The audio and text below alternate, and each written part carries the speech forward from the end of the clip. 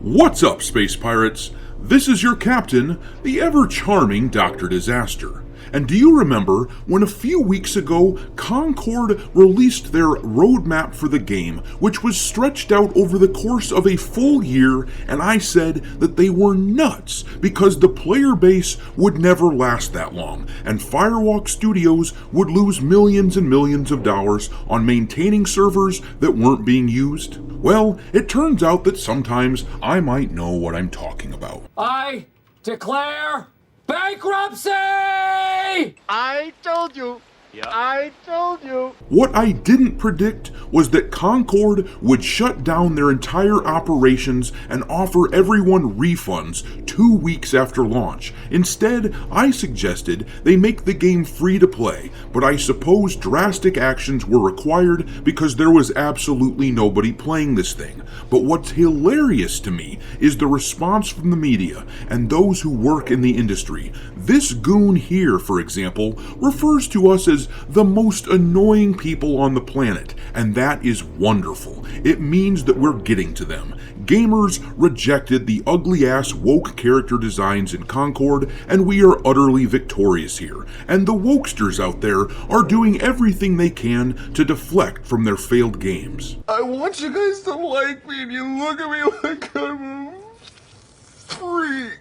I believe that what these people are most irritated about is the fact that they told us in a media blitz to like this game and nobody listened. Love me. Love me! I did.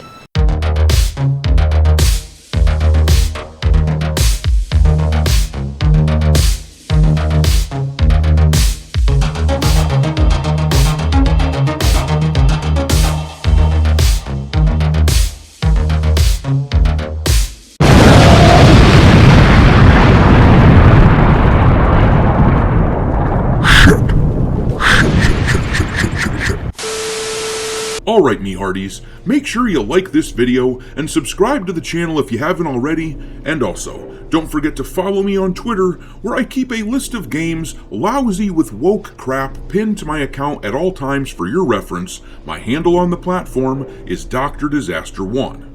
Anyhow, now that Concord is being knocked out, I gotta say, it's a slight bummer, because this game was one of my favorites to mock. The characters in the game were so needlessly ugly and unappealing that it made great fodder for my particular brand of smartass humor. But I guess I'm willing to make this sacrifice for the cause because this is an absolute victory for the Gamergate crowd over a massive Sony-backed game.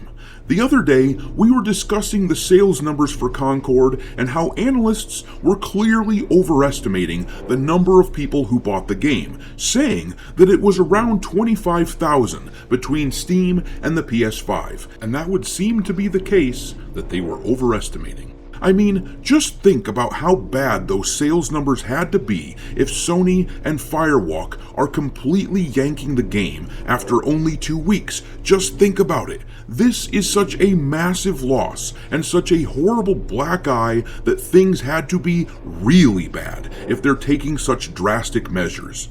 I thought for sure that they would pivot to a free-to-play model, and I was thinking it would happen sooner rather than later, and that could still happen, and in fact, I'm certain that's what they're going to try to do. But the question then remains, if they were going to go free-to-play, why not just do it right away?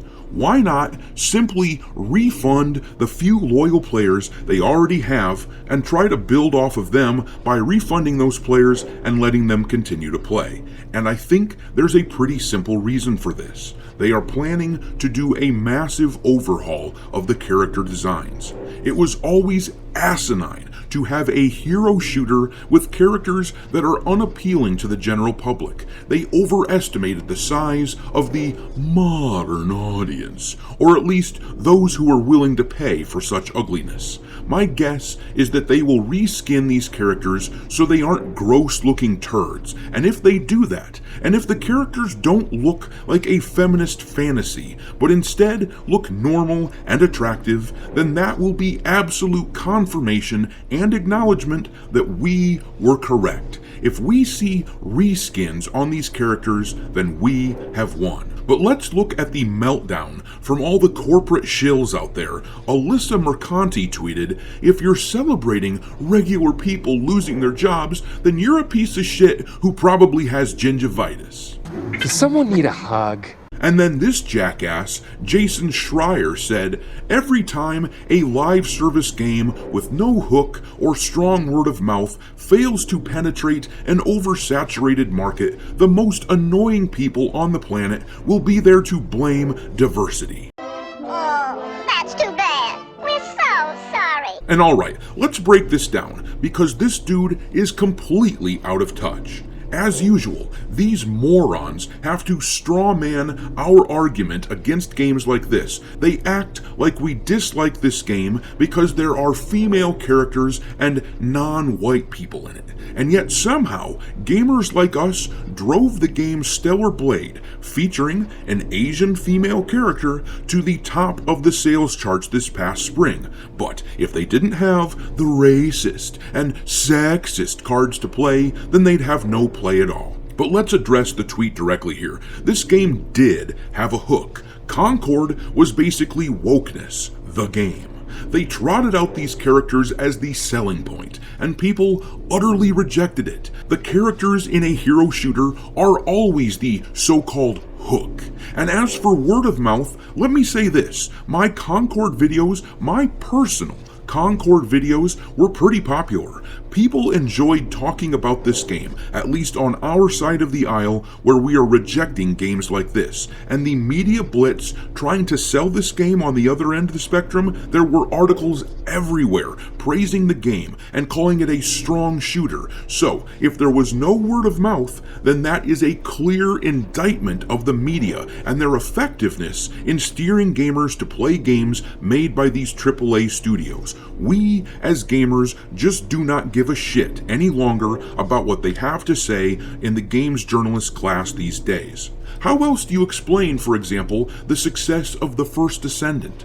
That game is all about marketing attractive female characters, and there was no media blitz for the game at all, and yet they get tens of thousands of players on the regular. Conversely, when Concord was free to play for its beta test weekend a month or so ago, they only got about 2,000 players. These are both hero shooters, Concord and The First Descendant. They're basically the same game, except one looks like something that gamers want, and the other doesn't. I guarantee that if Concord just went free to play right away without reskinning the characters, it wouldn't come anywhere near the numbers that The First Descendant gets. In the coming months though, when Concord is eventually re-released as a free-to-play title, as it clearly is going to be, and when they have new characters that don't look like absolute dog shit, then we can absolutely claim victory over these whiny journalists. But I'm gonna leave it there. Drop your mockery of this game in the comment section below, and we will talk there.